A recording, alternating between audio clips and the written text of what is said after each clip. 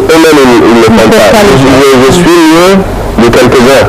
Alors, le regard de pitié, ils ne le savent pas. Ils me regardent de pitié parce qu'ils ne le savent pas. Ils ne connaissent pas tes capacités. Ils ne connaissent pas mon esprit. Alors, de pitié, c'est pour les handicapés. C'est pour eux, c'est pas pour toi. Oui. Moi, je suis pas super. Moi, je fais le normal. C'est eux qui ne le font pas. Vous savez? Oui. Alors, tu peux me parler un peu de tes activités caritatives à part de cette équipe? Tu as d'autres activités? Il y a les activités avec l'école. Avec l'école. Depuis un mois, on était à Khaïka, l'hôpital. On leur a acheté je ne sais pas comment. Des vêtements? Des vêtements de nourriture? Je crois, oui. Et des choses pour l'hiver.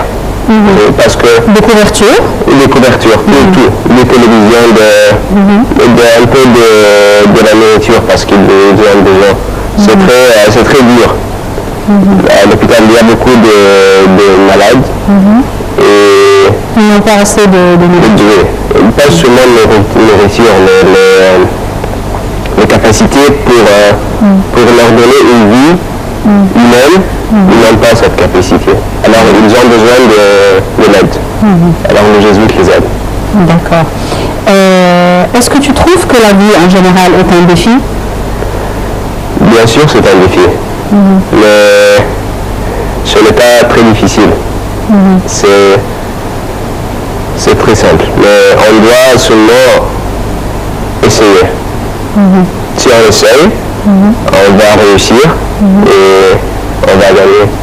La vie, c'est Est-ce que tu es parti avec l'équipe GBI en Allemagne et dans d'autres pays pour... Non, pas encore. Pas encore. Oui, mais je viens d'arriver je suis allé de Luxor à Aswan. Non, de Aswan à Luxor. Quand? Je suis arrivé le mardi. Je suis allé le samedi et le vendredi. Non, le dimanche et le samedi. Combien de kilomètres pendant combien d'heures? Moi, je n'ai pas fait beaucoup parce que le vent était très dur, c'était 25 contre, alors on ne pouvait pas. Là, j'ai fait à peu près de 80. 80 kilos? C'était 200 kilos à 180, j'ai fait seulement de... C'est bien quand même.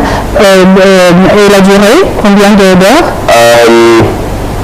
3 à 4. Et vous prenez des pauses au milieu de la course?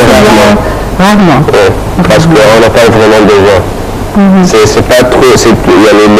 Les 80, ce ne sont pas pendant un seul jour, ce sont divisés en 2 jours, alors c'est pas beaucoup. Et quel est le trajet que tu penses que tu dois faire prochainement? Je vais aller pendant quelques mois à Petra. On va aller de Petra à Sharm el-Sheikh. Petra, c'est en Jordanie? Oui. De Petra à Sharm el-Sheikh? Oui. Et en juin, je crois, on va escalader les Alpes. Escalader les Alpes? Oui, pas escalader, on va escalader avec les bicyclettes. Avec les bicyclettes, d'accord. Et comment tu vas faire ça? Avec l'équipe? Oui, avec l'équipe. Toujours avec l'équipe. Ils sont des vrais supporters. Ils ont changé ma vie, je peux dire. Raconte-moi un peu de ce changement. Comment ils ont changé ta vie? J'ai cru que maintenant, j'ai un but. J'ai quelque chose à faire chaque vendredi. Je me réveille à 6h ou 5h30 le matin pour aller cycler avec eux. J'ai une nouvelle famille. Ils sont très je ne sais pas comment dire, je ne sais pas comment décrire des personnes si gentilles. Ils sont tous gentils, supportifs, ils sont tout ce que je veux dans un être humain. Ils sont excellents. Et comment tu as découvert cette équipe? Non, c'est eux qui m'ont découvert. C'est eux qui t'ont... Comment? Mon père connaît un contact d'eux, il m'a téléphoné, il m'a invité à cycler avec eux. Alors c'était l'initiative de ton père?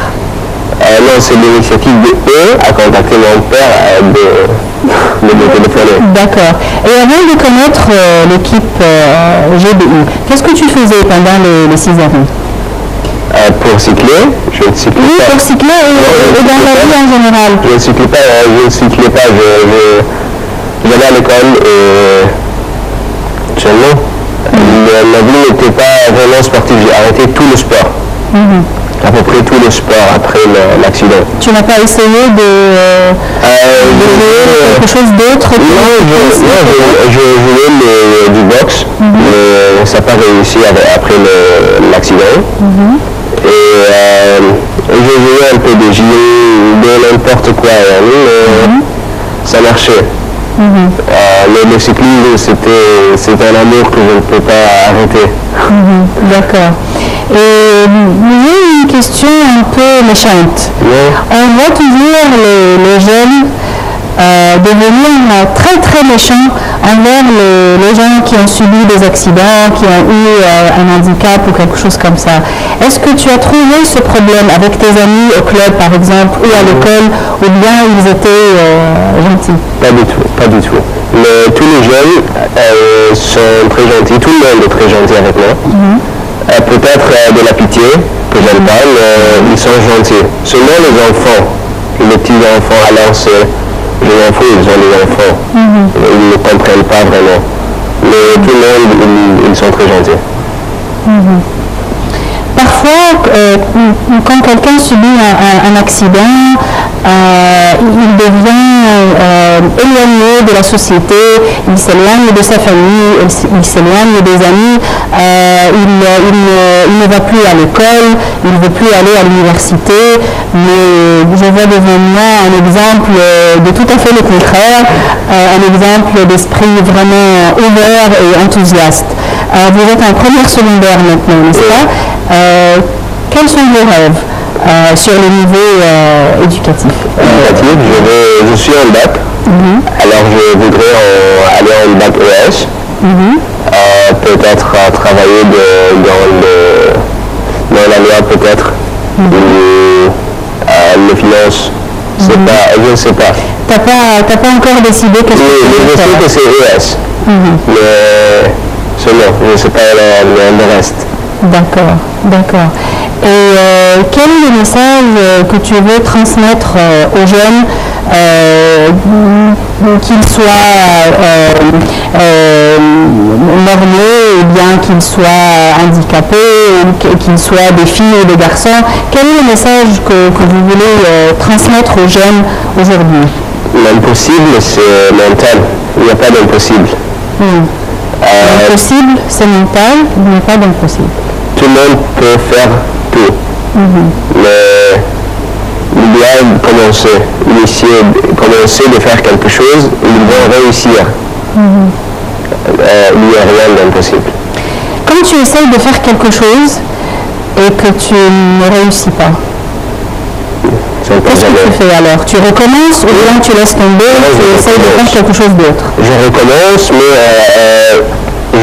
je cherche ce qui n'a pas passé bien. Tu cherches les causes? Oui. Je les correcte. Je recommence. Et tu recommences. 1, 2, 3, 10 fois. Oui. Jusqu'à ce que je réussisse. Très bien.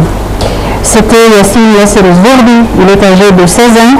Il a eu un accident majeur il y a 6 ans. Il est plein d'espoir, plein d'enthousiasme. Je vous remercie d'être avec nous aujourd'hui. Merci Yassine, merci mesdames et messieurs et à la prochaine.